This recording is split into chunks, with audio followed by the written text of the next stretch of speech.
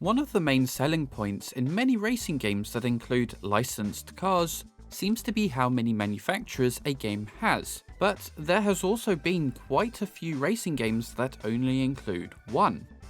You have Need for Speed Porsche Unleashed, Lotus Challenge, Squadra Corse Alfa Romeo, and the many Ferrari games that have been released in the past 25 years or so.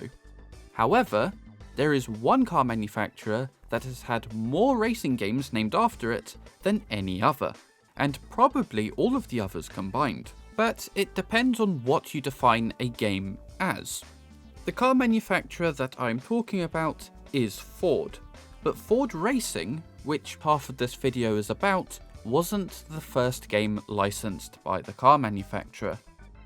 They've had a relatively long history of publishing games that were meant to help sell cars, with the first being Ford Simulator in 1987. And this is where the definition of video games come into it. This game was more of a showcase of the then North American Ford cars. The idea was that you got a free copy of the game from your local Ford dealership to take home and use on your home PC. There was also a driving aspect as well, but that wasn't really what the software was about, and even by late 1980 standards, it was very basic. Over 9 years, Ford did this another 6 times. But then, in 2000, Empire Interactive released a Ford racing game on PC, aimed at a much younger audience. This was Ford Racing, which was also released on the original PlayStation in 2001. That is the version that I'm reviewing. The PlayStation version of the game was developed by Toolbox Design, a developer so unknown I couldn't find any information about them whatsoever, as they don't even have their own Wikipedia page. The main part of the game is the career mode. Here you have to go from championship to championship, driving almost every car that is in the game. You start off in the Ford Ka, and then you make your way to the Fiesta, Escort, Puma, Focus, and so on. That is all that I have to say about the career mode, as the game is very basic. The developers laying out the career mode this way means that the game's very little content is used to the maximum without making it feel too repetitive. In theory. The reality of it is quite the opposite, as sometimes you have to do the same championship in the same car multiple times because you didn't get enough points to move on to the next championship. And the difficulty curve has a lot to do with that. The difficulty curve of the career mode is steeper than the corkscrew at Laguna Seca, as once you get to the Focus Championship, the AI become Max Verstappen, or more fittingly, Colin McRae.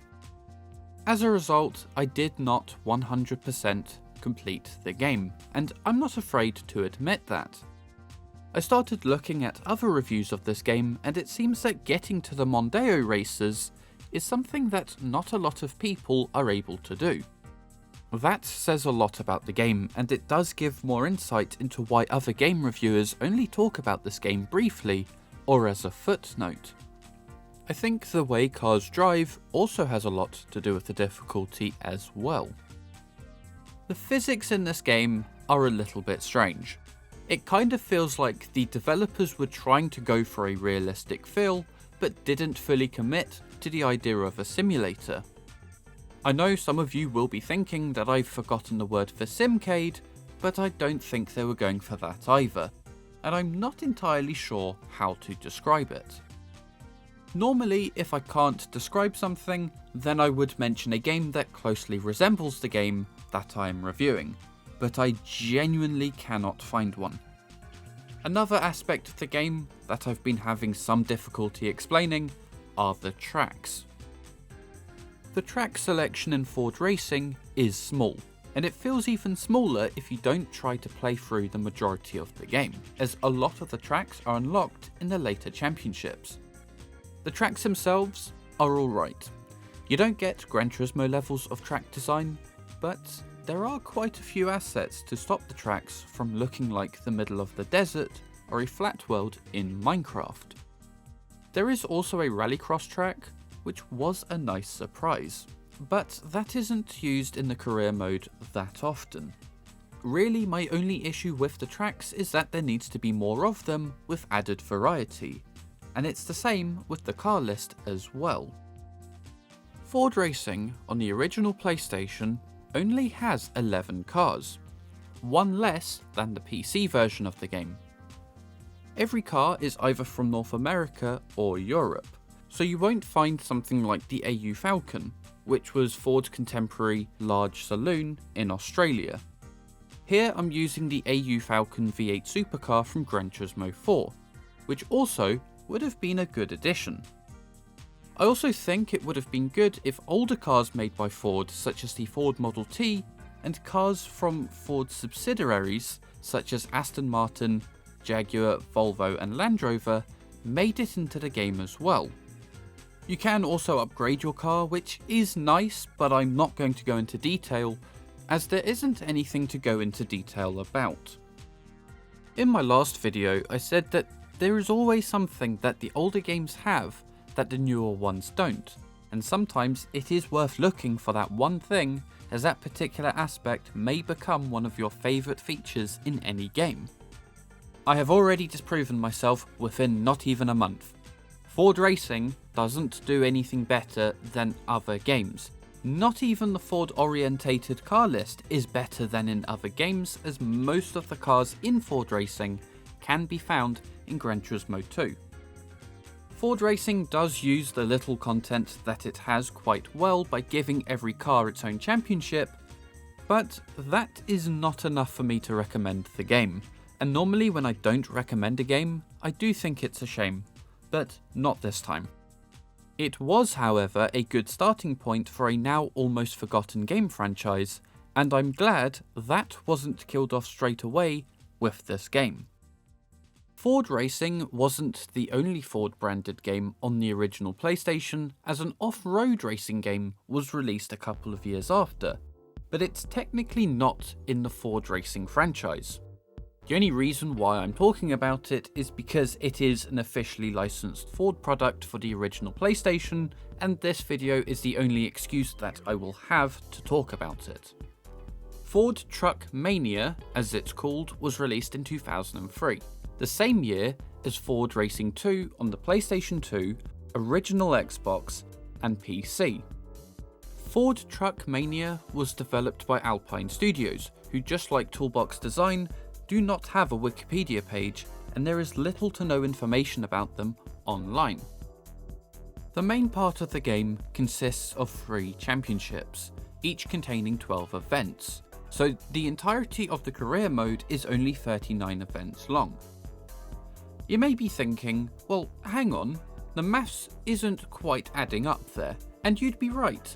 Every championship has an event at the end that you have to do if you have the most points by the 12th race, and if you don't manage to get to that point, then you'll fail and have to endure the championship again.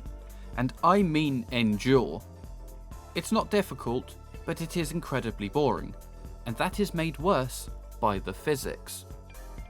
In a lot of ways, the physics in Ford Truck Mania feel like the first test drive off-road, but with a lot less grip, as every single truck in the game tends to oversteer quite a bit, even at lower speeds. I'm not really a fan of the physics, and it took me a while to get used to them. I suppose if you're like me and you go from playing a more modern off-road or rally game, then you may have a steeper learning curve compared to someone who plays kart races. And this is mainly down to how arcadey these physics are. Overall, the physics are easy to deal with, but when you add the AI into the mix, then things do start to properly go to The AI in Ford Truck Mania are completely mental, and I have never seen anything like them. They drive like complete maniacs, which was a common issue in games on the original PlayStation, but I have never seen the AI in any other game, ever, to drive the opposite way around the track during a race if they spin. I think what is happening there is that the AI are just trying to get back onto the driving line, whilst having no sense of direction, and then following the driving line until they get turned around by oncoming traffic crashing into them. Although I have been very negative about this game so far, the rest of what I have to say about it, just like the AI, goes in the complete opposite direction. And I start with the tracks. I do like the selection of tracks in this game. They may look slightly worse than the tracks in other games on the original PlayStation, but there is a wide variety of them. You get tracks set in forests, on dirt roads, on snow, and in mineshafts. The physics, however, do not match the track designs, and I think this is partly the reason for the dodgy AI. But if you don't like the track layout, then you could always create your own, as Ford Truck Mania has a track creator. For obvious reasons, you're not going to have as many track building options as you would in something modern, such as Forza Horizon 5, but the game does still give you quite a lot to play around with. First of all, you create the layout on a grid. You start off with the start-finish line and then use straight bits of road and 90-degree corners to make a loop. You can also add jumps, mud, water, bridges, and wider bits of track, which are all nice additions. However, other games on the PlayStation that also have a track creator, such as V-Rally 2 and RC Revenge, allowed the player to change the elevation of the track, where in Ford Truck Mania, you don't get such an option, so your tracks do end up being as flat as an Olympic gymnast. Your tracks can be used in single or two-player modes, and with every game mode and every truck. Although the truck list isn't that big, that is 90% down to the subject matter.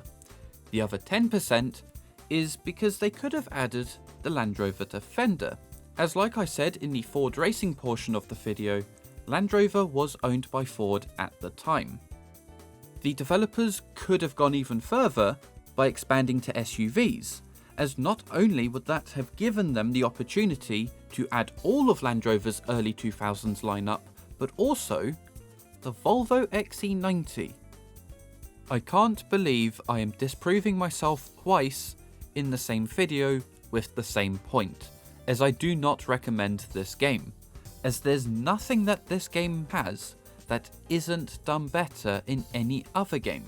And if you are in that very, very, very small group of people who are looking for an off-road game on the original PlayStation, then I recommend the second and third Test Drive Off-Roads, as they do almost everything better. Whilst doing research for this review, I started playing Rallycross 2, as people are saying the two games are similar. So I started to compare the credits of both games to see if there was someone who had worked on both, and found no overlap.